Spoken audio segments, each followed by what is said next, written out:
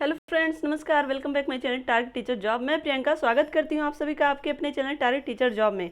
दोस्तों, अगर अभी तक आपने हमारे चैनल को सब्सक्राइब नहीं किया तो प्लीज़ सब्सक्राइब कर लीजिए और बेल आइकन बटन को प्रेस कर लीजिए ताकि हमारे सभी वीडियो की नोटिफिकेशन आपको मिल सके। तो दोस्तों, इसके पहले हम लोग पढ़े थे लेक्चर नंबर 27 और उसमें हमने पढ़ा था हास्य रस और भयानक रस। आज हम पढ़ेंगे विभत्स रस और शांत रस। लेकिन इसके पहले हम एक बार रस के बारे में जान लेते हैं। रस का शाब्दिक अर्थ है आनंद। काव्य को पढ़ने या सुनने से जिस आनंद की अनुभूति होती है उसे रस कहा जाता है।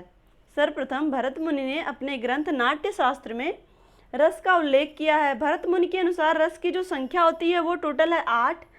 भरत मुनि ने अपने रस सूत्र में अस्थाई भाव का उल्लेख नहीं किया है। सर्वमत के अनुसार रस की संख्या 11 होती है। नाट्य विधा के अनुसार रस की जो संख्या होती है वो 9 होती है। रस को काव्य की आत्मा या काव्य का प्राण तत्व भी माना जाता है। दोस्तों, अब एक बार हम लोग रस के भेद देख लेते हैं, फिर इस पे आते हैं विभत्स रस पे। अस्थाई भावों की प्रारंभिक 9 संख्या के आधार पे रस के भेद किए गए हैं, जो इस प्रकार हैं।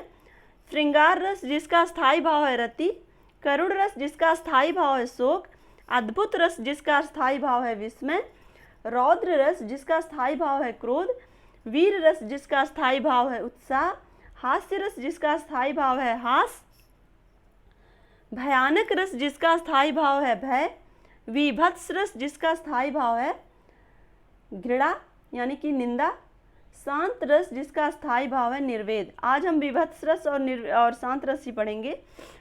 वात्सल्य रस जिसका स्थायी भाव वात्सल्य रति और भक्ति रस जिसका स्थायी भाव है भगवत विषयक रति। तो दोस्तों, चलिए आज हम लोग पढ़ते हैं विभत्स रस जिसका स्थायी भाव है जुगुप्सा और घृणा, मतलब जिन चीज़ों को सुन के या देख के घृणा उत्पन्न हो। जुगुप्सा नामक स्थायी भाव विभाववादी भावों के द्वारा जब परिपक्व अवस्था होता है तब वह विभत्स रस कहलाता है। चलिए इसका उदाहरण देखेंगे। जैसे आंख निकाल उड़ जाते, क्षण भर उड़ कर आ जाते, सब जीव खींच कर खावे, सब जीव खींच कर खावे, चुबला चुबला कर खाते, सब जीव खींच कर कौवे चुबला चुबला कर खाते, भोजन में स्वान लगे मुर्दे थे भू पर लेटे, खा मांस चाट लेते थे चटनी सम बहते बेटे।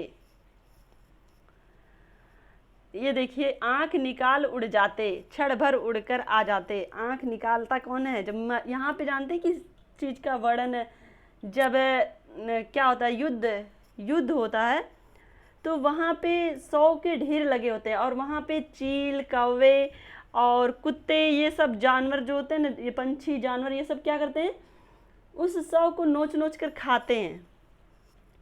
आंख निकाल उड़ जाते, क्षण भर उड़ कर आ जाते। आंख को निकाल कर कौन रहा? गिद्ध। गिद्ध जो पंछी है वो आंख को निकाल कर उड़ जाता है।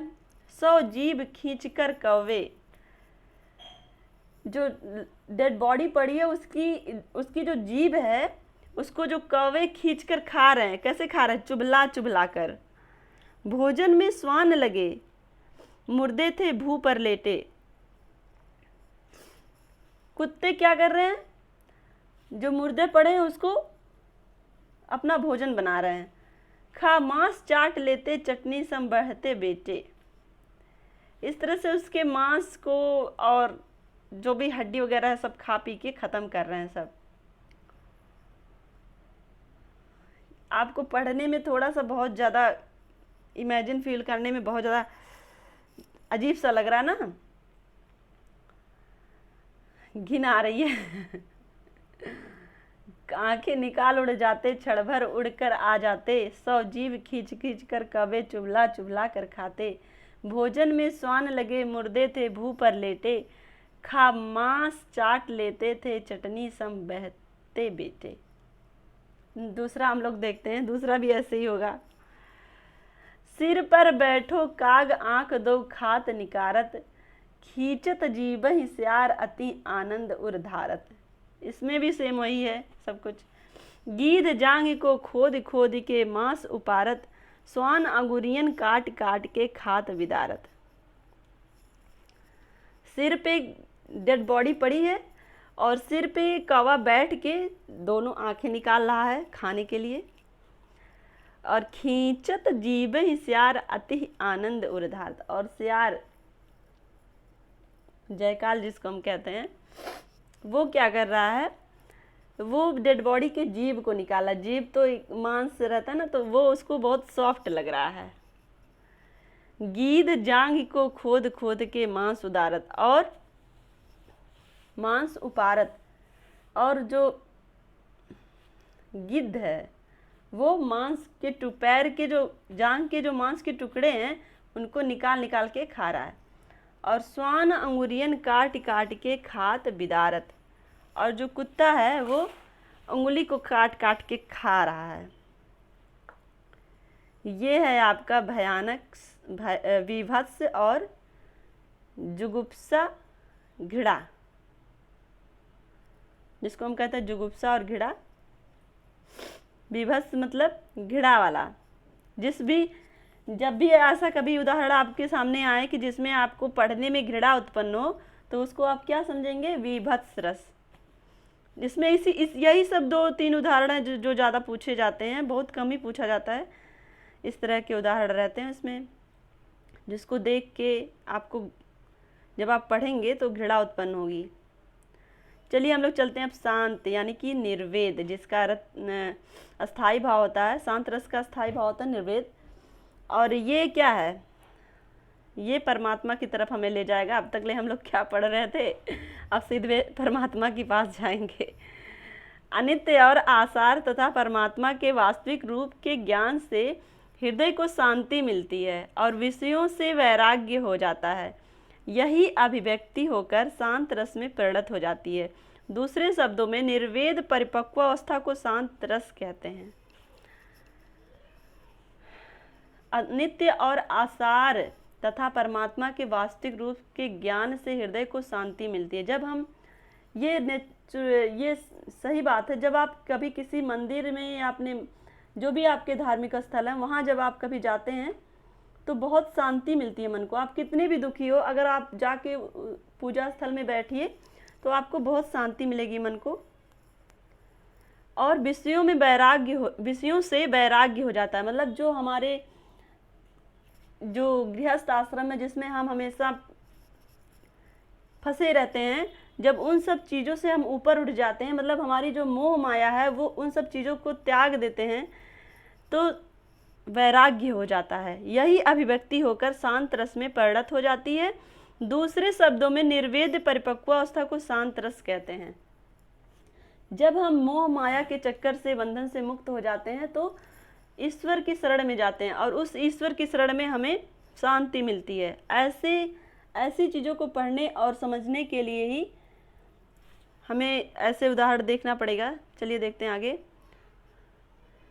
मन रे तन कागद का पुतला, लागे बूद विनस जाए छिन में, गर्भ करे क्या इतना। मन रे कागद का पुतला, जो यहाँ पे देखिए, मन रे तन कागद का पुतला, यहाँ पे अपने मन को समझाया जा रहा है कि हमारा जो शरीर है वो नश्वर है, वो एक दिन क्या हो जाएगा, एक दिन मिट्टी में मिल जाएगा। कागज की तरह है, जैसे कागज को आप पानी में बहाएंगे तो वो गल जाएगा, या मिट्टी को भी आप पानी में बहाएंगे तो वो गल जाएगा। हमारा जो शरीर है वो 5 तत्वों से मिलकर बना है ना, पृथ्वी, जल, वायु, अग्नि। तो इन सारे 5 तत्वों में वो विलीन हो जाएगा। लागे बूंद विनस जाए छिनमें, मतलब जो हमारा शरीर जो मिट्टी का बना है वो अगर पानी की बूंदों से वो क्या हो जाएगा, गल जाएगी। मिट्टी तो गल जाती है ना। फिर भी हमें इतना घमंड क्यों है? एक दिन जब हमें मिट्टी में मिल जाना है, जब हमें पानी में मिल जाना है, जब हमें अग्नि में मिल जाना है, तो इस शरीर से इतना घमंड क्यों, इस शरीर पे इतना घमंड क्यों है हमें? इसी बात को यहाँ समझाया गया है। एक तरह से जब आप, ये तो अंतिम सत्य है ना, एक दिन सबको मरना है। जब इस तरह की बातें आती हैं तो वहाँ पे क्या हो जाता है, हमारा मन एकदम शांत हो जाता है। जब हम किसी डेड बॉडी को जलते देखते हैं, जब हम किसी को मरते देखते हैं, जब हम किसी डेड बॉडी को जाते देखते हैं, तो मन में एक बार ये विचार जरूर आता है कि सबको एक दिन ऐसे ही जाना है। तो ये सारे विचार हमें कहाँ ले जाते हैं? शांति की तरफ। हमारे मन में शांति आती है कि एक दिन इतना हमें भाग दौड़ करना नहीं है, इतना सब, एक दिन हमें भी ऐसे जाना, बस हमें अपना कर्म करना है। तो ये सारे विचार हमें शांत की तरफ ले जाते हैं, और ये शांति ही शांत रस की तरफ देखते हैं। शांत रस फिर से एक बार देख लेते हैं। अनित्य और असार तथा परमात्मा के वास्तविक रूप के ज्ञान से हृदय को शांति मिलती है और विषयों से वैराग्य हो जाता है। यही अभिव्यक्त होकर शांत रस में परिणत हो जाता है। दूसरे शब्दों में निर्वेद परिपक्वावस्था को शांत रस कहते हैं। मन रे तन कागज का पुतला, लागे बूंद विनस जाए छिनमें, गर्भ करे क्या इतना।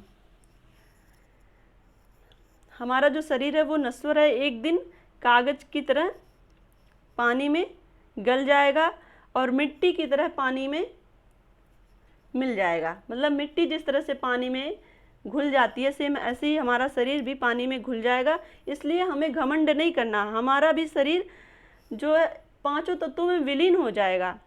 तो ये है आपका शांत रस का उदाहरण।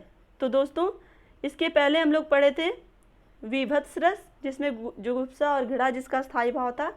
इसमें हमने पढ़ा था किस तरह से किसी भी चीज़ को देखने या सुनने से जो घृणा उत्पन्न होती है वो होता है विभत्स रस। और शांत रस वो है जिसको देखने और सुनने से हमारे मन को, हमारी आत्मा को शांति मिलती है, वो होता है आपका शांत रस। तो दोस्तों, आज के वीडियो में बस इतना ही। अगर ये वीडियो आपको अच्छी लगी हो तो एक लाइक कर दीजिएगा, और अगर आपको कोई सुझाव या कमेंट देने तो कमेंट बॉक्स में ज़रूर लिखिए। अगर कोई भी कमी लगती है आपको तो हम अपनी कमी को इम्प्रूव तभी करेंगे जब आप कमेंट बॉक्स में हमें बताएंगे। और हमसे जुड़ने के लिए थैंक यू सो मच। एक लाइक भी कर दीजिएगा और अपने दोस्तों के साथ शेयर कर दीजिएगा, और हमारे चैनल को प्लीज़ सब्सक्राइब कर लीजिए। Thank you so much. जय हिंद।